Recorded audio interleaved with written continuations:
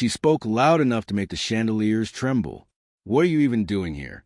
You were uninvited yesterday." Her words cut through the wedding hall like a razor through porcelain.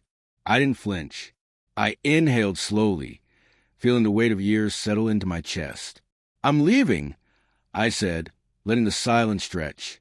"But first, meet my special guest, an old friend of yours." When she saw who stepped forward, her face went pale. The bouquet slipped from her hands. She collapsed.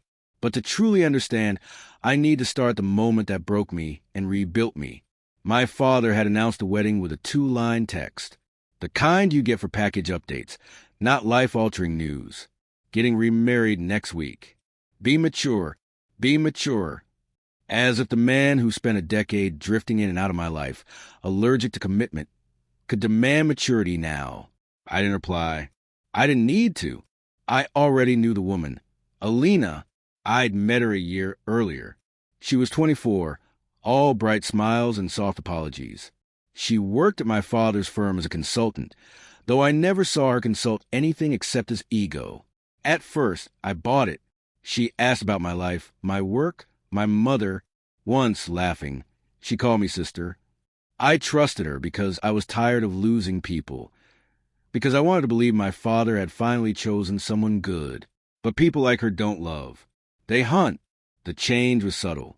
Alina stopped asking questions, stopped smiling when I walked in. She no longer pretended not to hang on my every word to my father. Then came the moment I couldn't unsee. Her phone lit up in the kitchen. The preview froze me. Rahil, my ex, the one who vanished after our messy breakup. The message read, "He doesn't suspect anything. Keep him quiet. After the wedding, we'll handle her." Handle me, like I was an obstacle in her path to inheritance. I stared at that screen until she returned, smiling, pretending everything smelled like roses. I didn't confront her. I didn't scream. I didn't tell my father. Screaming gives the enemy warning. Silence gives them a stage. I let them think I was fragile, predictable, harmless. But inside, gears clicked into motion, slow, deliberate, cold. I dug into her past.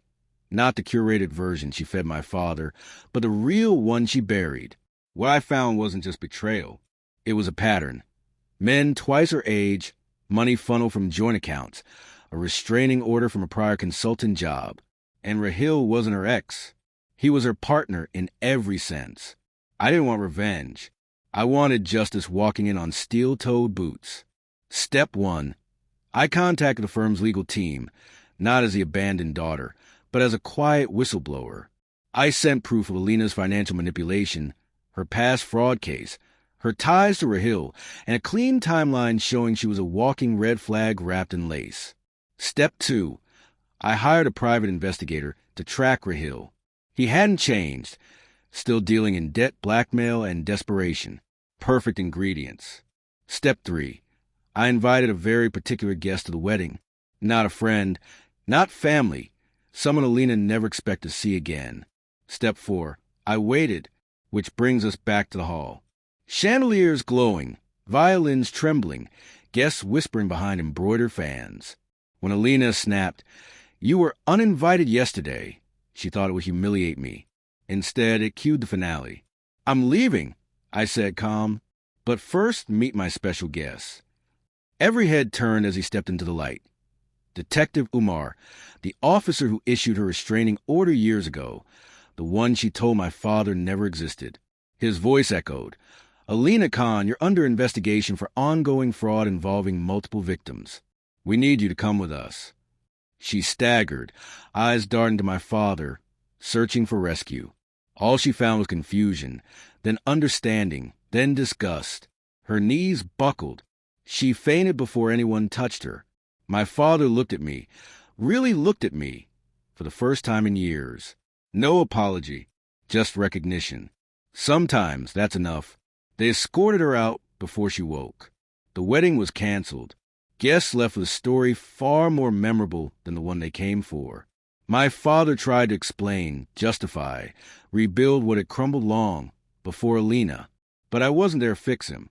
I was there to free myself. Walking out of that hall, I felt lighter, as if someone had cut the last thread tying me to a past full of disappointment. Revenge didn't heal me. Truth did, and watching arrive at exactly the right moment. That was everything.